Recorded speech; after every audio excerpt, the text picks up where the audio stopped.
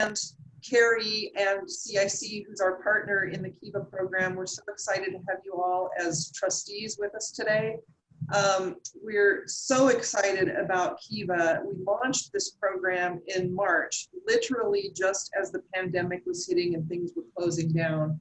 And we were really worried as to how this was going to unfold. But surprisingly and really wonderfully, it has been the bright spot for us in the last several months. We have successfully helped 17 borrowers raise $141,000 since the end of March, which is fantastic because those borrowers likely would not have been able to get funding elsewhere from a bank or otherwise. Some of them have gotten PPP loans and gotten some grant funds from other sources, but the Kiva loans have really been key for helping those borrowers pivot, figure out new ways to raise revenue and how to move through this pandemic and come out the other side. So we're really excited to be able to help them. And honestly, from my perspective, I have learned about some really cool businesses that are around here that I would not have otherwise known about. So we're thrilled. We're glad you're joining us as trustees to help not only provide technical assistance to these borrowers, but to help them access this source of capital that's going to help them survive, grow, and thrive. So thanks for joining us. We are looking forward to this being the first of many events that we have together so that we can collaborate and share best practices so that we can all better serve the small business community in Tucson and Southern Arizona. So thank you, Carie, for organizing this. Thank you, Debbie, for being here to speak to us. I'm looking forward to hearing from you. And with that, back to you, Carie. Excellent. So let's do quick introductions. And Debbie, I will have you go last because then we'll just hand it over to you. But I'll call on people to make it easier if that's okay. And if somebody doesn't answer, we'll just assume you went to get a snack. Okay, so I'll go down the line here. Barbara, let's just do like name and organization. Hi, everyone. Barbara Coffey, Director of Economic Initiatives for the City of Tucson. Excellent. Caroline. Morning, Caroline Nelson. I am the Chief Operating Officer at Community Investment Corporation. Welcome. Let's see. Deborah Dawn. All right, skipping Deb. Deb, we lost you for a second. Erin. Just unmute herself. Oh, were you muted? Sorry, Deborah. I was muted. Go ahead. I'm Deborah Dawn, and I'm a marketing and public relations consultant here in Tucson, and I support a number of nonprofit organizations, including Growth Partners Arizona. Excellent. Okay, Erin. Hi, I'm Erin Paradise, and I teach business communications for the Eller College of Management at the University of Arizona. Very nice. Welcome. Evelyn. Good morning, Evelyn Kasuga. I'm chair of Growth Partners Arizona. Thanks. I'm actually down in Casa Grande here in Arizona. Welcome, Evelyn. Nice to meet you. Isabel. Hi, everyone. Isabel George Ellis, Interim President and CEO of the Tucson Hispanic Chamber. A pleasure to be here. Nice to meet everybody. Welcome, Isabel. Jackie. Jackie, are you muted? No? Can you hear me now? Yes. Okay, I'm Jackie McGuire with Growth Partners Arizona. Welcome. Jenny. Everyone, my name is Jenny Grable. I am the Director of Marketing and Communications for Community Investment Corporation and also a sister organization of CIC, Family Housing Resources. So I work within those two nonprofits, and it's great to see everybody this morning. Welcome, Jenny. Ken. Hello, everyone. Ken Zambos. I work with the Pima County Public Library for Workforce and Economic Development. Fantastic. Lovely to have you, Ken. Kenesha.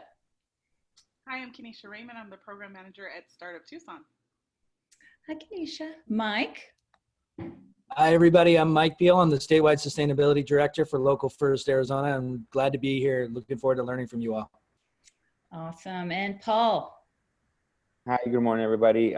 Business Development Coordinator for the Tucson Hispanic Chamber of Commerce and co-founder and creator of Vibin.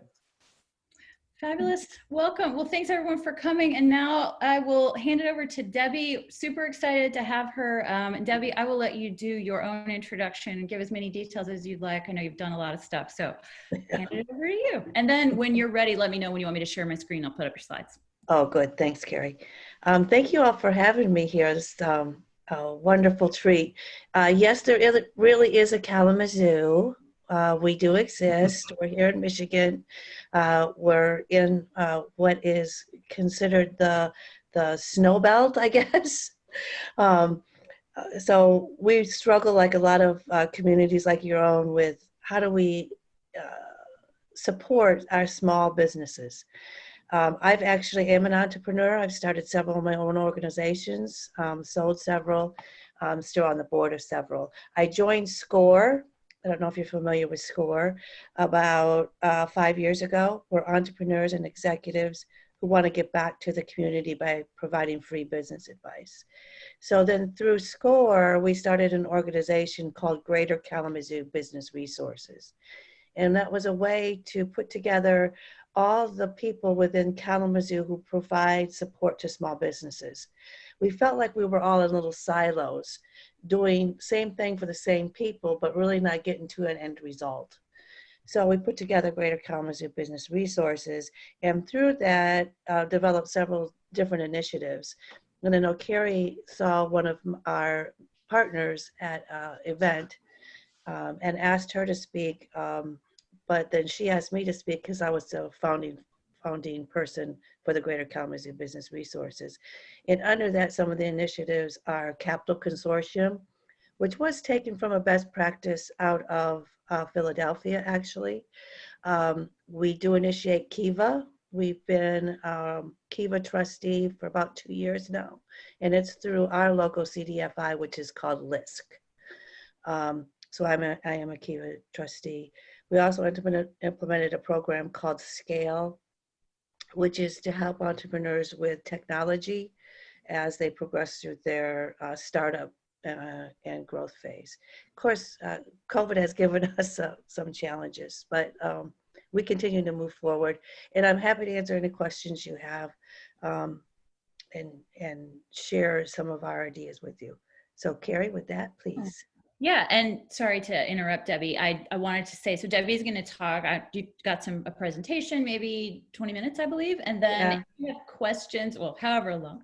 And if you have questions, feel free to throw them in the chat. And then we can talk about those during, or if it makes sense, I can interject, Debbie, if I feel like one is relevant.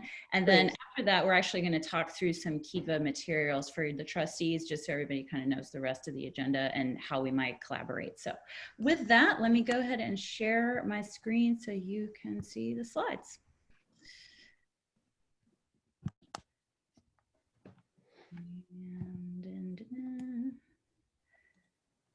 Where's that little Go up the top. view, right? I don't use PowerPoint. Go to the left a little bit. Slideshow. To the left? Slideshow. Oh, slideshow. How painful is this to watch? Okay, there you go. And I think you're in control, Carie, so I'll let you move the slides. We came up with this, it takes a village, creating a connected network among entrepreneurs. We've all heard it takes a village to raise a child. It really does the same to raise a business. So how do we all collaborate to make that happen and not work in our own individual silos? And that's one of the things we came up with. Next slide. So kind of as I talked to you before, we started in January 2017 to address the ecosystems, more specifically gaps that we felt were in Kalamazoo for micro and small businesses. You know, the United States says a small business is anybody under 500 employees. Well, let me tell you what, a small business to us is anybody under 50 employees. And those are the people struggling the most, needing the most resources, right? My company started with 7 employees and grew to 400. At 400, I want to tell you, I had enough resources. But at 7, I surely did not. So what do we do to help address those needs and those organizations that have the opportunity to grow? We currently have 16 local nonprofit organizations and public institutions participating in the group. We've been working on initiations to create upward economic mobility to those residents who want to start a business, grow a business, struggling in business, or just have a business question. And we're helping to strengthen our pipeline. We looked, one of the biggest things we found several gaps. One, people didn't know we existed, right? How do people know that all these, there's 16 of us, nonprofit organizations doing lots of good things, but nobody knew we were here, right? So how do they find us? They needed one, if you look down, we just started a new website. They needed one place to go find all this information. And let them know that we're here. Then the biggest gap, as we all know, and why Kiva, is there's funding. I mean, there's strong discrimination in the funding opportunities, not only for minorities, Black and brown and women and vets, but in startup capital in and of itself. The mission is for our Greater Kalamazoo Business Resources to work together to provide targeted support to small businesses. And we're really in the Kalamazoo area. And as a member of SCORE, I hope to bring this into other areas as well, because I cover Southwest Michigan. There you go, Carie. Hey, Debbie, just while we're on that topic, oh, is this the size? Never mind. That was answering the question. The demographics too, that was a question that came. Oh, there we go. Kalamazoo is a mid-sized city in Southwest Michigan, and it includes more affluent. We do have neighboring city of Portage. That's the affluent side of Kalamazoo, with 69,000 people in the city, 230,000 in our MSA. We have several institutions of higher education. In case you don't know, we're host to Western Michigan University, K College, and KVCC, Kalamazoo Valley Community College. See our little star? This is, all the people who live in Michigan says I'm right here, right? That's us. We hold up the mitt. Okay. Oh, you did change it. We do have several business clusters. We're strong in life sciences here. Pfizer, Stryker, Zoetis, Animal Health, Charles Rivers Lab, Perigo, and Whirlpool, Bissell, Bosch, and Humphrey Products. Much of our area is rural and agricultural.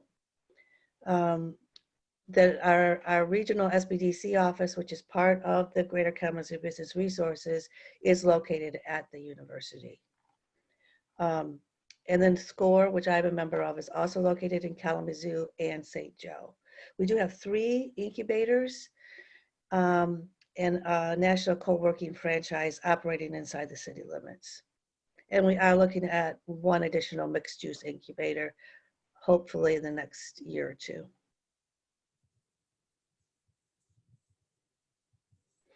So in the beginning of January 2017, we saw that a lot of the local businesses, we were kind of stepping on each other's toes and getting in everybody's way and cycling through the same clients. If a client went through one of our organizations and didn't get the answer they wanted for whatever reason, they went to another. So that's unfortunately, as we look at it, not a good use of resources. And the solution was we get together monthly and discuss overlaps, duplication, like what workshops are we offering, so we don't all have the same workshop on the same day. And we co-promote events and services. We don't look at each other as competition. We look at each other as collaboration. And we'll talk about clients. We say, I've been seeing this client. Again, it takes a village, right? So if we discuss these clients in confidential status, we don't bring up their name unless they sign a release form, we get more participation and greater growth. A group of local service providers, the Michigan SBDC, SCORE, 3 business incubators. LISC is our CDFI, the City of Kalamazoo, the local economic development agency, and a few entrepreneurs are in this group. So hopefully we have a good representation.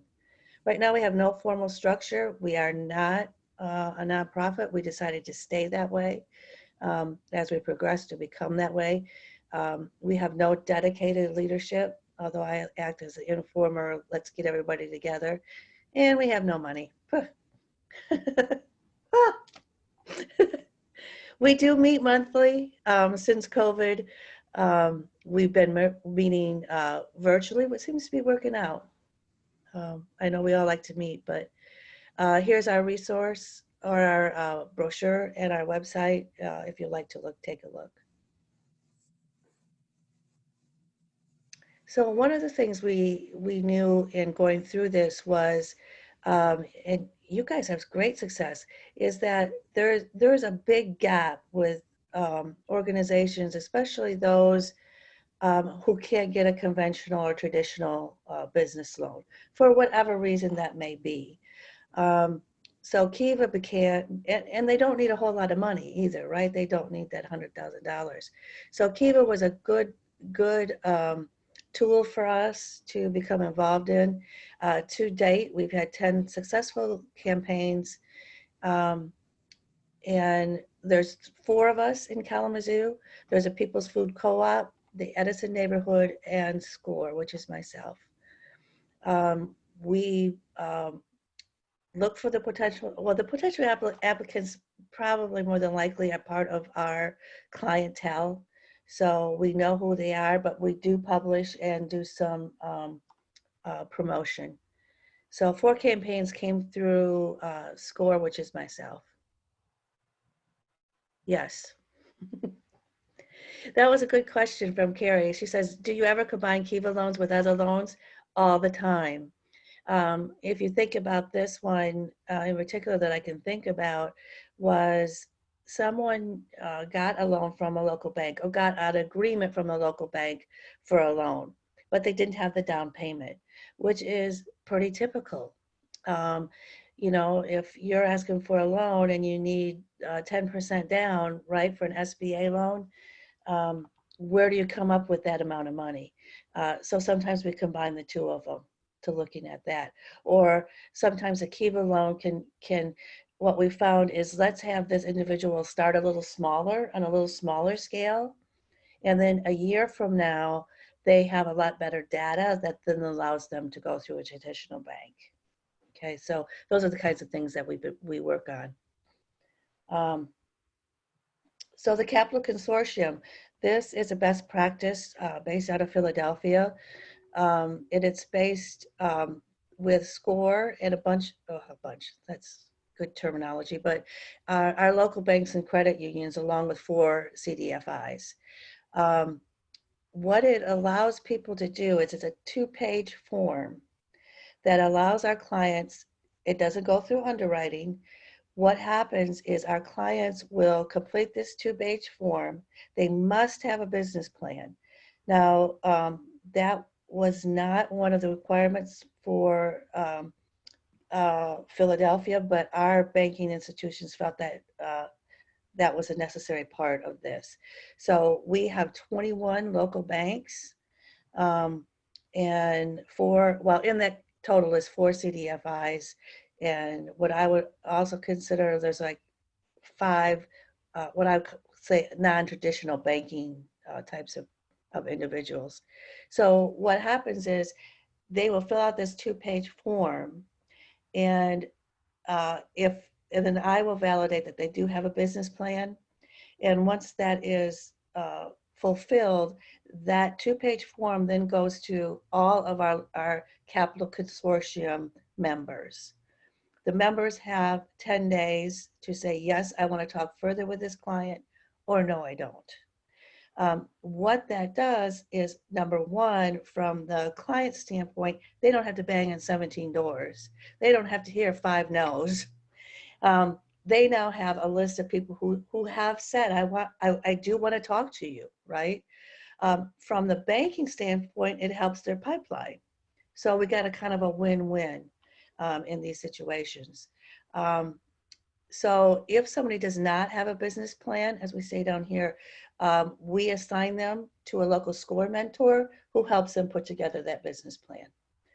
Right now we have had 54 applications processed, 13 have been funded, and it's not listed on here, but 6 are still what we call in the pending phase, which means they're going through the process. I saw some questions. I can answer them at the end, or Carie, if you want to.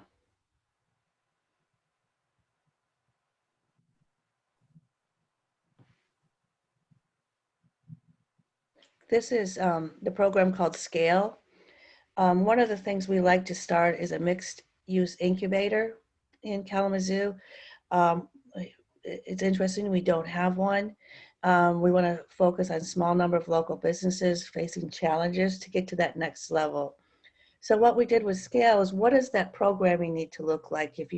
We don't have a virtual space yet, but what is and what should the programming look like? So we put together a 13-week program.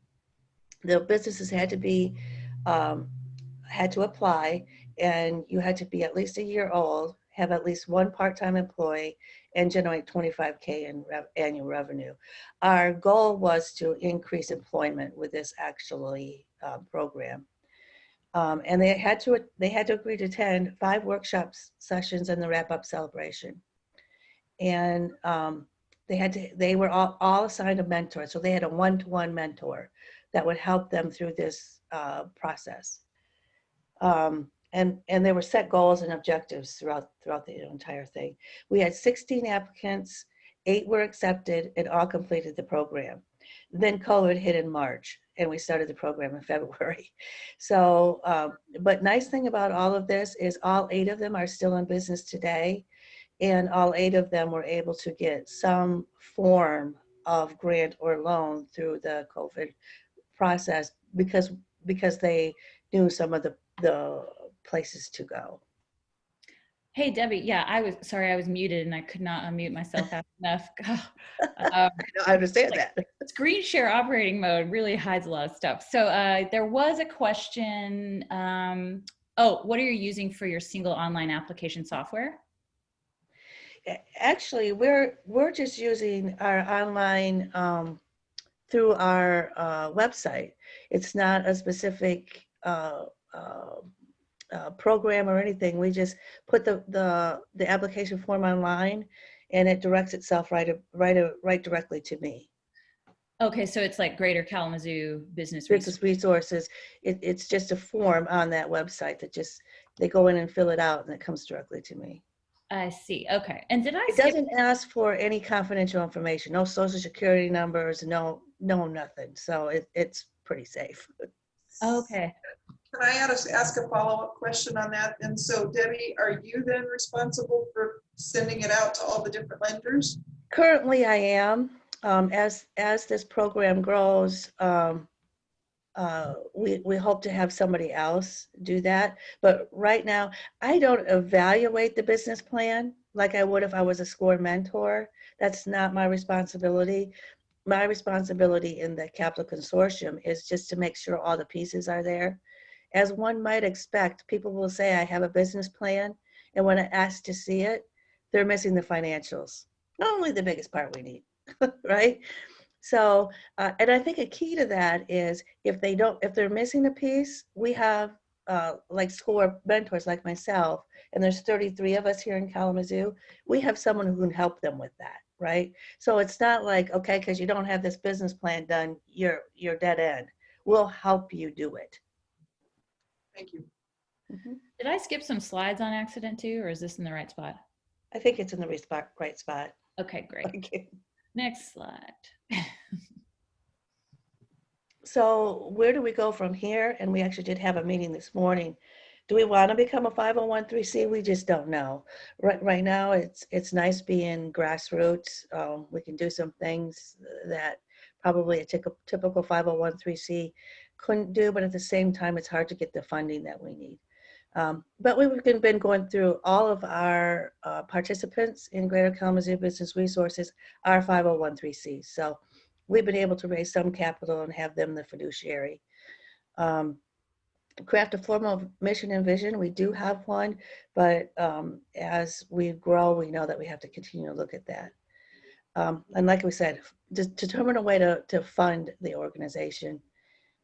We did just redesign the website and our brochure, and we know we have to continue to address gaps in the funding ecosystem with creative solutions. Kiva and Capital Consortium are not the end all or the be all. We know that. So we're continuing. In fact, we had a discussion this morning on starting a fund that is for high-risk individuals to maybe where we take ownership, a portion of ownership into the business. We don't want to create any more debt in some of these businesses, but how do we form a funding tool for our very high-risk individuals that potentially have the ability to create a ecosystem in Kalamazoo that will sustain us for the long term. There you go. Was that 20 minutes or less? I think it was exactly. We're exactly on time. Maybe a little less. Perfect. Thanks, Debbie. That was great. Does anyone have any other questions or thoughts? I mean, I feel like, you know, we have a mixture here on this call of lenders as well as organizations that help entrepreneurs put together plans and have programs and things. So it feels like, you know, I don't know currently if there is a lot of collaboration, just because I'm sort of new to this ecosystem myself, but I know there is some, but I don't know how much, you know, there is, or even the appetite to sort of streamline that sort of thing. But I think it's worth looking at how other people are doing it for sure. Let's see. Leslie has a question. Tell us more about how the Kiva trustees are communicating and working together in Kalamazoo. That's also a very good question. We don't meet monthly, but we meet quarterly. And a little bit of how it's distributed from the Kiva standpoint, Chris Dealey, these names don't mean anything to you, I know, but he's part of the People's Food Co-op. He handles the majority of our, what I would call food clientele, those people making cottage kitchen things like cupcakes, cookies, you know, those types of things. So he mainly handles those types. Then the Edison neighborhood and the Douglas neighborhood, those are two economic development targets in our city. Lower income, mainly predominantly Black or brown. So those two individuals handle people that would come in through their community, and basically SCORE will handle anybody else. But we do meet on a quarterly basis, kind of go, who you've been talking to, who might be good opportunities. Through Capital Consortium, Sonia Dean, who is our director of LISC here, will say, boy, they might be a good Kiva opportunity. And I do talk about Kiva with our SCORE people, along with our SBDC, talking about how and where they could be applicable, or that program could be applicable. Mm-hmm. I'd be happy to send along our 2-page application as well. If you'd like to see that, Carie, I can send that to you. That would be really fantastic. Yeah, thanks, Debbie. I know I'm sure a lot of people here would love to see that. It sounds like there has been some talk in Tucson of trying to figure something like that out. So that could accelerate the process for sure, which could be really cool. Yeah, I'm aware of the reason I asked the question about the software is that there is a CDFI, and I can't think of the name off the top of my head, but there's a large national CDFI that is really strong in tech, and they have developed a software that does exactly what you're doing, Debbie, with the Capital Consortium. And so you can get that. I need to circle back with them because I've explored it a little bit, and I've asked them to send me some information that I could present to my board, you know, just high level info stuff. And it's been very difficult to get out of them. They kind of run me around in circles, and I kind of left it off. But anyway, it's a really cool program that would make it very easy to do exactly what you have, but it would be all electronic. Nobody would actually have to look at it. It comes in and banks and lenders sign up and it spits it out based on everybody's filters. And I think that's definitely something that we could use, because I think most communities have that duplication of effort, stepping on each other's toes and, you know, kind of getting in each other's way because they're trying to do their work. And you're right, people will just go from one place to another. And so I'll have to dig that up and get that information to you if you want, if you're interested in looking into it. Yeah, I think we did hear about that as well. Kalamazoo is a little bit smaller community, so we felt we could manage it this way for now because the software is expensive. Because remember, we have that no money part. Right, no, I get it. There is a free option. They do have a free option. I just can't remember the particulars. Yeah, thank you. Oh, I had a question and I lost it. I think for us, the thing is, and it's hard because everybody's doing their work, right, is getting together and communicating. And I think Zoom has made that a lot easier, to be honest with you. I think, you know, if people have to travel a far amount away in Southwest Michigan, you know, we cover 12 counties. So Zoom makes it a whole lot easier to kind of manage some of this. Yeah, that's a great point. I know a lot, you know, you feel like, yeah, we should get together in person because that's super important, but now there's no excuse, you know, or you have to do a Zoom call. So it's just a lot easier for people to be like, yeah, I have the time. I don't have to drive anywhere. I can get on there. I remember my question. Do you also have sort of a pipeline that everyone shares of businesses who have sort of moved through the process? We don't necessarily share our whole pipeline because that could take a long time. SCORE, again, our organization covering Greater Kalamazoo Business Resources. I want to say on a whole, we probably talk to 100 people in a month, as all of the organizations. We will take the top 5 or the top 10 and talk about them at our monthly meeting, just kind of depending on where they are in that phase and what they might need. Let's just take for an example, we have someone who wants to get involved with government contracting. I have no expertise in government contracting, but PTAC has great experience with government contracting, and they're also one of our members as Greater Kalamazoo Business Resources. So we share that information at the team meeting and then hand that person off to PTAC. Who can then help them navigate that process of government contracting, which can be hard. So, so we do talk about the top 5 or 10, and I would say those 5 or 10 are based on opportunities or challenges. So we can move them through the process faster. Yeah, excellent. Okay. It's Lori. Can I ask a question? Please. Awesome. Thanks, Debbie, for the presentation. Very informative. So my question is around the Capital Consortium. What is the average loan size that you're seeing come through, or at least those that have been successful? And actually, I just did that for our meeting this morning. That's interesting that you say that, because I think we're all surprised it's a little bit higher than we thought. On an average, and again, this is an average, we're looking at about $55,000. That's our average. And we were surprised it was that high.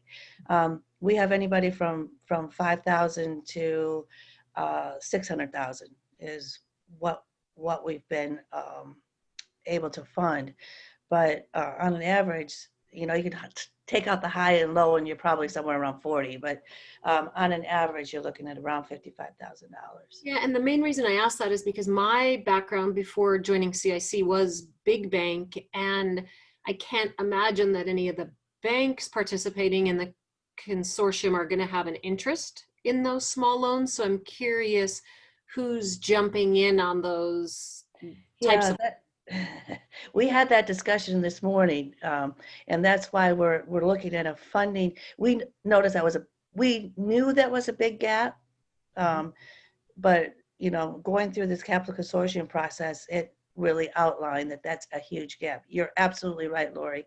They don't want to take a look at anybody under $100,000, right? The process and the paperwork is just as much for a small loan as it is for a big loan. Right. So we do have a few that, you know, on the higher end have taken on those, but some of our credit unions have taken on some of the smaller loans, so they're part.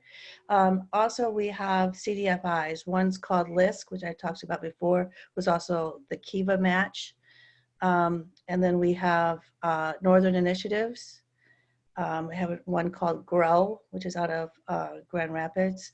And they have been able to step in. Now, they're higher interest rates, but they've been able to do some of those really smaller loans. Obviously, Kiva has been a great opportunity in that too, with those smaller loans. Great, thanks, Debbie. I appreciate that. Could you talk a little bit more about the Kiva match, Debbie? We don't have that in Tucson, but I'm just curious how that's been working. Yeah, the Kiva match, and this is only for our Kalamazoo, within the Kalamazoo residents or business. LISC, which is our CDFI here, will match 1-to-1 on the dollars. So if they're told through Kiva they can go for, let's just say $10,000, they have to raise 5, and LISC will match the other 5 for them. So that's how it works. Like I said, currently that's just within the city of Kalamazoo, because that's where that CDFI works. Okay. Does that help answer that question? Yes. Yeah. Any other questions for Debbie? Great. Well, Debbie, thank you again. You can feel free to stick around. We're going to talk a little bit more about trustee materials, but we were just so happy to have you join us and share your experience, and congratulations on all the success. Yeah, thank you. My contact information was on that slide. If you have any further questions, just let me know. Yeah, I'll send those slides out to everyone too with some follow-up. So yeah, great. Okay. I will have to leave, but thank you very much. And please do contact if I can help. Excellent. Thank you. Okay, so moving on here, our next, let me pull up another slide deck here. So one thing that we wanted to do was provide everybody with kind of what to expect as a Kiva trustee, kind of like we want to provide you with information and ways to connect with each other. Let me just share this screen. It's so hard to like talk and pull up things at the same time. Okay.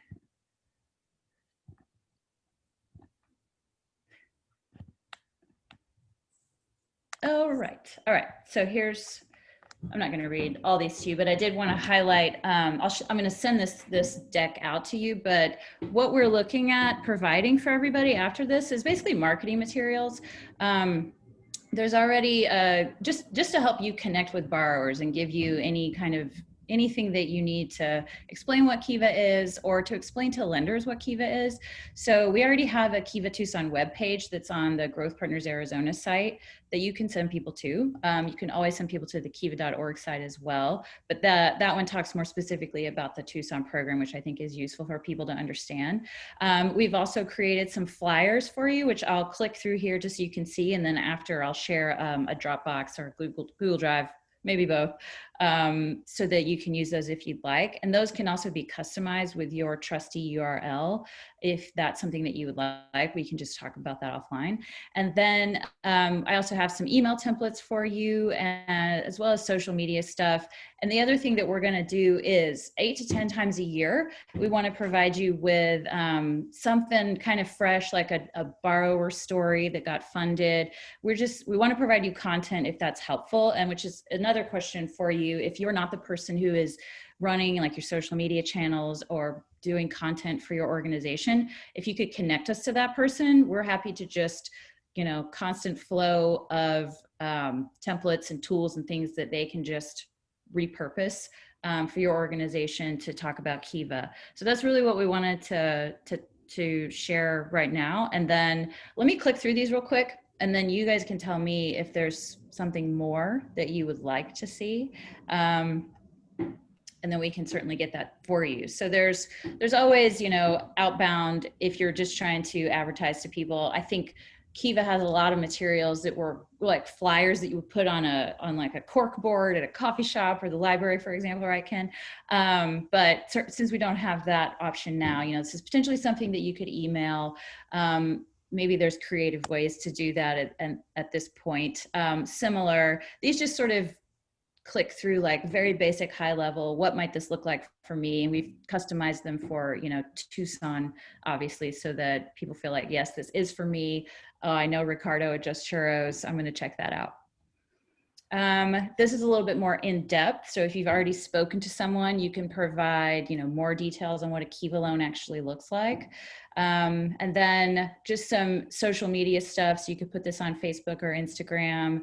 That is very basically stepping through what the process is, kind of a call to action. And, you know, if you want your email address on there, we can update that for you.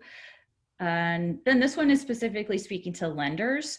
And I'm open to suggestions here because this is something that we're still trying to crack. Like, how do we encourage more people to contribute to the borrower campaigns that get out there?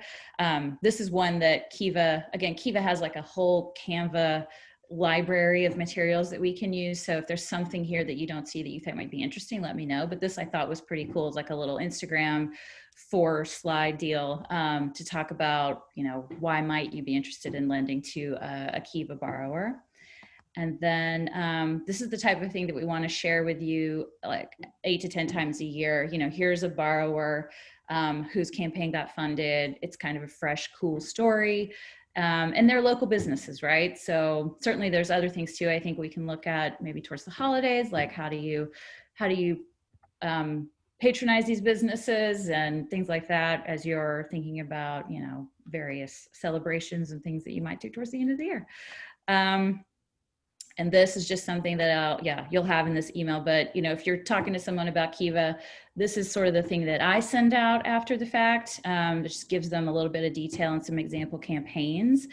And then this is if you ever wanted to do your own email campaign that, you know, if you wanted to promote it to just all of your contacts and your network, certainly, you know, no pressure there, but it's templates here for you to use if you are so inclined. Let's see. So with that, let me stop sharing and just open it up. Let's see. Does all that kind of make sense? Is there something you feel like would be more useful that we aren't providing at this point? Hi. This is helpful. Go ahead, Paul. No, go ahead. I was just going to say this is helpful already because I was wondering about marketing material. I do have a question in regards to logo. Do we, as a trustee, do we have something that we can share as, you know, identified as a Kiva trustee that we can use as a banner in emails or something like that? Is that available? I can create that. Yeah, let me just make a note to do that. I think that's a great idea. So I really would love for you to feel some ownership of that and promote that as a trustee. Yeah. So there's lots of logos and things I can play around with. So if it's just your name that you want me to use, or if you want me to use your logo, you can send me your logo. I'll put that in a follow-up email for specific instructions for how we can get that going though. Well, us sharing our logo is great. I think what I'm asking is, if you have a logo that we can incorporate into our communication that designates us as a Kiva trustee, so people know that we're going to be sharing information and things like that. I see. So you don't necessarily need an image that's Tucson Hispanic Chamber is a Kiva trustee, but it's more we are a Kiva trustee, like language and okay, got it. If we can use it, and of course, if we can add our logo, that's great. But yeah, if I can share that, because then that's a banner I can click on, send them back to the website, you know, just find different ways to keep sending people to the resource. Okay. Excellent. Carie, can I just pipe in for a second here? One of the things we're trying to do, because there are now, and we hope to grow more trustees, right, is making sure that we have consistent messaging out there, and there's some very specific wording and messaging that we want everybody to be using. So as much as, you know, all the Carie has provided some absolutely great resources there. So please, when you use them, don't change a bunch of stuff on there because we're trying to be real consistent so that to the community, whether it's the borrowing community or the lending community, everybody will understand that we're all a cohesive unit doing this together, and we're trying to avoid confusion out in the marketplace as okay, who's doing what where. So we're providing these resources and want to make sure that we're here to do whatever we can to help you provide these resources to people, and we can take it. That's what Deborah is here for, to help us with this stuff. So if you need help, we can come back to us on it. And I would also suggest that for the most part, please send people to the Kiva page through Growth Partners Arizona and not directly to kiva.org, because again, we're trying to build this local brand that this is us in Tucson. This is our Kiva. And again, that kind of consistent messaging there, because it can get really confusing. So just the whole thing can get really confusing because there's lots of players, and that's the way we like it, right? I loved Debbie's comment about it takes a village, because that's true, and that's what we are. We're creating our little village here, and so we just want it to be consistent. There was a great question you came up with, Isabel. Thank you. Sorry to. Yeah, no, please. Open forum. Anyone else want to chime in? And I saw your note there, Leslie. Had a typo on one of those. I'll fix that before I send that out. Sorry about that. Paul has a great question about information in Spanish. In Spanish, yes. So some of these materials are in Spanish. And Paul, I know you and I have, and Isabel, we've talked about this, putting on some kind of, what's our capability for helping people who aren't able to fill out the application that's in English. So we're thinking about doing some kind of event, but I've also seen other trustees do office hours. So we could potentially do some kind of like just maybe it's once every couple weeks where there's like a couple hours where anyone could sign on or get connected to someone who speaks Spanish that could help fill out the Kiva application. But for everybody's kind of knowledge, it's a thing that all of the capital access managers at Kiva have been talking to Kiva Corporate about. We recognize there are so many Spanish speakers who aren't able to access Kiva because their application isn't in Spanish. So know that in the background that is going on, but in the meantime, I think, what we do see is people helping their friends and family who speak Spanish fill out the application in English. But if you don't have someone who can help you do that, trying to figure out a way that we can offer ourselves for that. So if anybody is interested in collaborating on that, I know, so the Hispanic Chamber, we were talking about doing something. So I'm still brainstorming about that, but I want to follow up with you. And then if anybody else has ideas, please chime in or let me know. But that's where we are on that right now. But to really answer your question, Paul, I will send you, I think there's maybe one of those flyers that's in Spanish right now, but I will definitely share with you. No, thank you. I think, even here at the chamber, the majority of the businesses that call are Hispanic businesses that weren't able to access funds through the PP or IDA loans or anything like that, or they're just not qualified for a loan due to not having the proper documentation for their business, registered at the beginning, any sort of problem that they have. And I think a Kiva loan is a great access for them to get funding. But again, it's just becoming for them to feel comfortable what a Kiva loan is. And as long as they can read that material in Spanish and feel comfortable understanding, then I think the process application will become a lot easier for them to fill, even to feel confident on what the information they're putting in, even if it's not them, by having somebody fill the information but understand the process of it. I think that's a key metric that I think we just have to pay attention, especially here in Tucson, since our community, there's a lot of Hispanic community here. Also to tack on to, I think both of the conversations that we're had right now is that we're happy to support, but we also don't want to do it on our own. It has to be in partnership. So we can support through translation, but we want it to be a partnership and be transparent. Right. Okay. Great. Anything else? Any suggestions, or I know some of our trustees are newer to this, but you know, I just want to say we're very excited to have all of you on board, obviously, and to see how we can continue to expand Kiva to Southern Arizona. So thanks for everything that you've done so far, and we're looking forward to working with you more. Leslie, do you have any closing thoughts? Unless anybody has anything else, I can hand it back to you, Leslie. Well, thank you, Carie, for putting this together. Really helpful. I got a lot of really great information and ideas from Debi's comments, and you know, there's so many people around the country doing so many wonderful things. It's a lot of work. It's a lot of octopus legs. You know, there's just a lot. But I think, you know, we're making some good. We're making a good impact on the community in Tucson with Kiva, and I'm excited that we're all partnering together to do this. One of the things, you know, the Kiva Tucson hub is for Southern Arizona.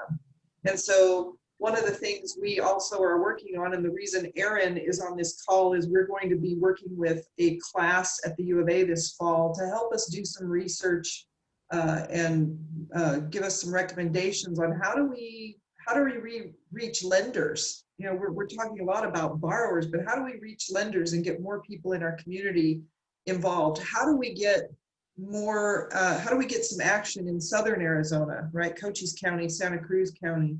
And so those are things on the horizon that Carie and I talk about a lot.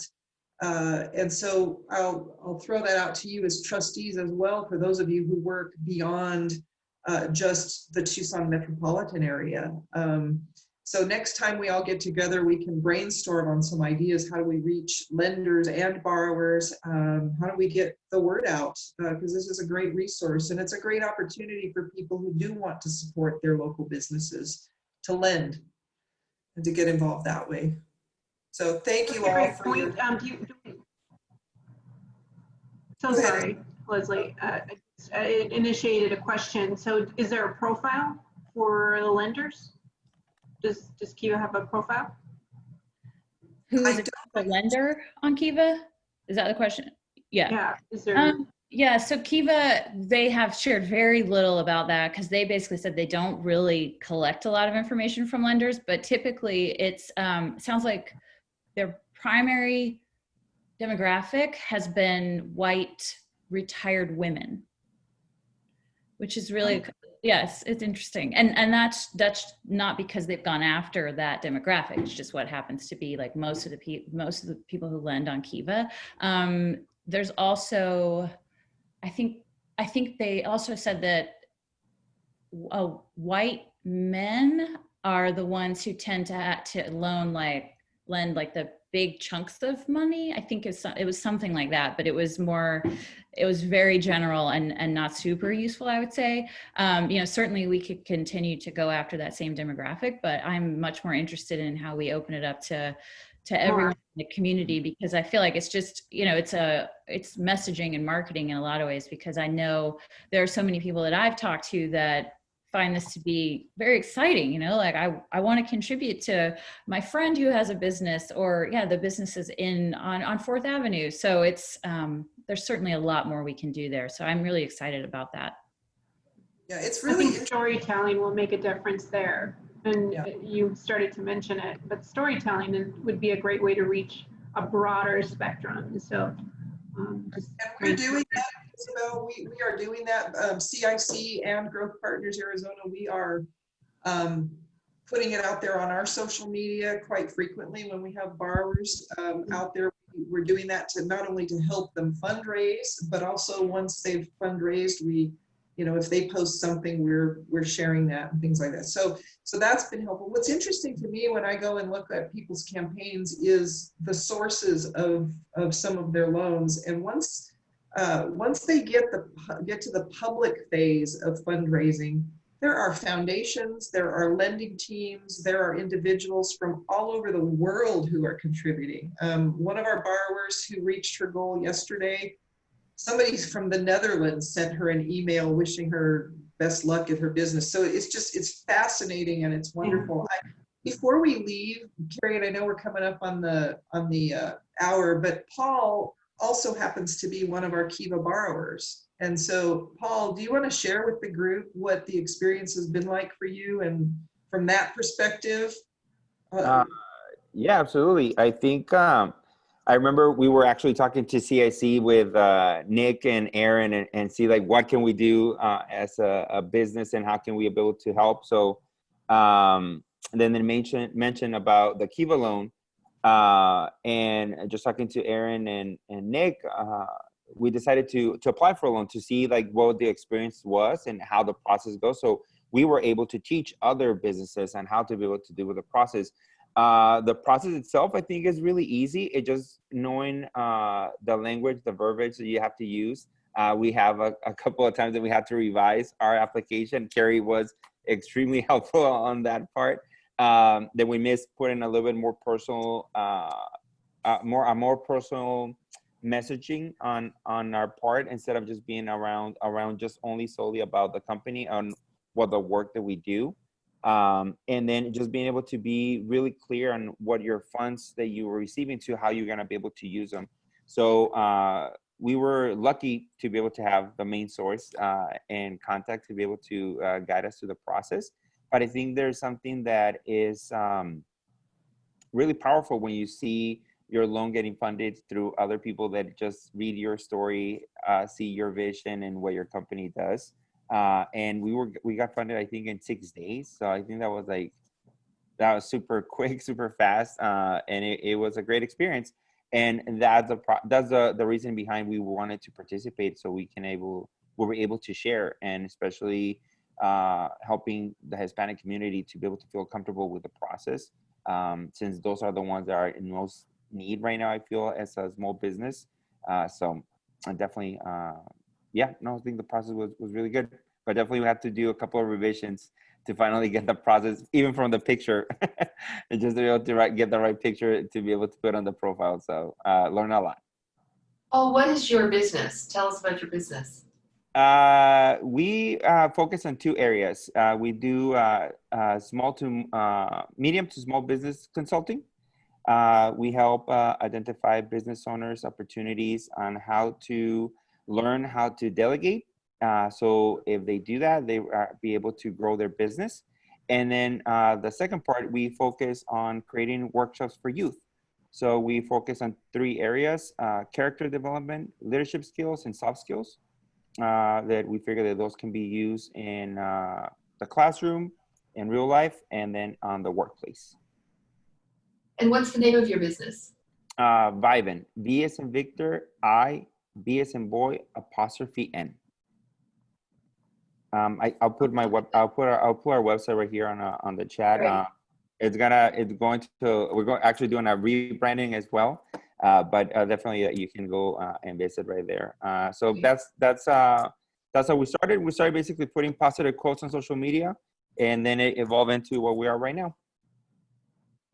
Thank you. Thank you. Well, all right. We are basically at the hour.